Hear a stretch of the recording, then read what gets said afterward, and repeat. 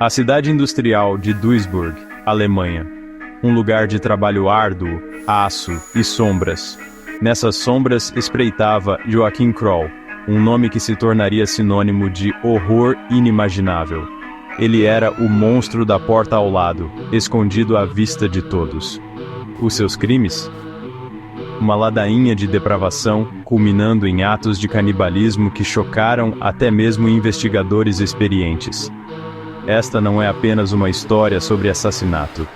É sobre o potencial obscuro que jaz adormecido na psique humana, à espera das condições certas para florescer em algo verdadeiramente monstruoso. O caso de Joachim Kroll é um lembrete arrepiante de que os monstros nem sempre se escondem na escuridão.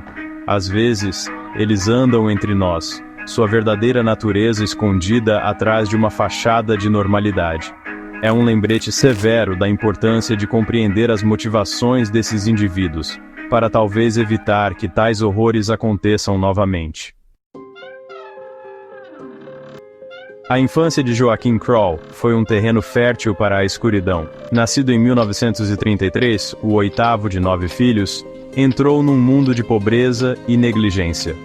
Seu pai, um mineiro de carvão, oferecia pouco em termos de afeto ou orientação. Sua mãe, sobrecarregada pelas circunstâncias, lutava para fornecer até mesmo necessidades básicas. O jovem Joachim, frágil e retraído, tornou-se um alvo fácil para os bullies. Este tormento constante, aliado ao vazio emocional em casa, distorceu o seu senso de identidade e semeou as sementes da raiva e da inadequação. Ele se retraiu ainda mais em si mesmo, buscando consolo em fantasias de controle e domínio. O mundo lhe havia mostrado crueldade, e ele aprenderia a retribuí-la na mesma moeda. Os primeiros sussurros do reino de terror de Kroll começaram no início dos anos 50. Suas vítimas? Muitas vezes mulheres jovens, sozinhas e vulneráveis, presas fáceis para um predador aprendendo o seu ofício. Seus desaparecimentos despertaram medo nos corações dos cidadãos de Duisburg, mas Kroll permaneceu um fantasma, um sussurro na noite. Seus métodos eram brutais, seus ataques alimentados por um potente coquetel de raiva e desejo distorcido. Ele levava troféus de suas vítimas, lembranças macabras de seus atos sombrios. Estes ele mantinha escondidos em seu apartamento, um santuário arrepiante para sua crescente depravação. A polícia estava confusa. Eles tinham um predador em suas mãos, mas nenhuma pista tangível, nenhuma ligação com o crescente número de corpos. Mal sabiam eles que o homem que procuravam estava escondido à vista de todos, um indivíduo aparentemente comum, vivendo uma vida tranquila na periferia da sociedade. Com o passar dos anos, os crimes de Kroll aumentaram em brutalidade e depravação. A linha entre fantasia e realidade tornou-se turva, seus demônios internos exigindo ser alimentados. Foi então que ele cruzou um limiar horrível, um que gravaria para sempre seu nome nos anais da história criminal. Ele começou a consumir a carne de suas vítimas. Quando questionado mais tarde sobre suas motivações, as respostas de Kroll eram assustadoras em sua objetividade. Ele falou sobre o gosto da carne humana, do desejo de possuir suas vítimas completamente. Suas palavras ofereceram um vislumbre do abismo de sua psique, um lugar onde a empatia e o remorso haviam deixado de existir há muito tempo. Sua descida à loucura estava completa. Ele não era mais apenas um assassino. Ele era um monstro, um canibal, uma criatura que assombrava os cantos mais escuros da imaginação humana. Secção 5. Uma descoberta macabra. O início do fim para Joachim Kroll chegou em 3 de julho de 1976. Uma jovem, Marion Nendorf, desapareceu sem deixar vestígios, vista pela última vez brincando perto de sua casa. A comunidade estava tensa, a sombra do medo pairando sobre a cidade. Desta vez, a polícia teve uma sorte. Um golpe de sorte que desvendaria a teia de horror de Kroll. Um vizinho de Kroll relatou um cano entupido no prédio de apartamentos. Quando um canalizador chegou, fez uma descoberta macabra: restos humanos entupindo os canos. A polícia foi chamada e sua investigação os levou diretamente à porta de Kroll. Dentro do apartamento de Kroll, eles descobriram uma cena de horror inimaginável. As paredes estavam salpicadas de sangue. Partes de corpos estavam armazenadas na geladeira, prontas para serem cozinhadas. Uma panela no fogão continha os restos de sua última refeição. O cheiro de morte pairava no ar. Secção 6. O fim do açougueiro. Confrontado com as evidências esmagadoras, Joaquim Kroll confessou.